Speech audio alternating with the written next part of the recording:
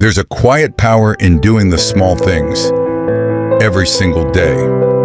In a world chasing speed, purpose is found in slowing down and showing up. It's not about the big wins.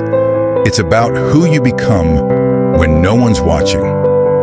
Consistency isn't loud, but its results echo louder than motivation ever will. So tell me, what's one habit you're proud of?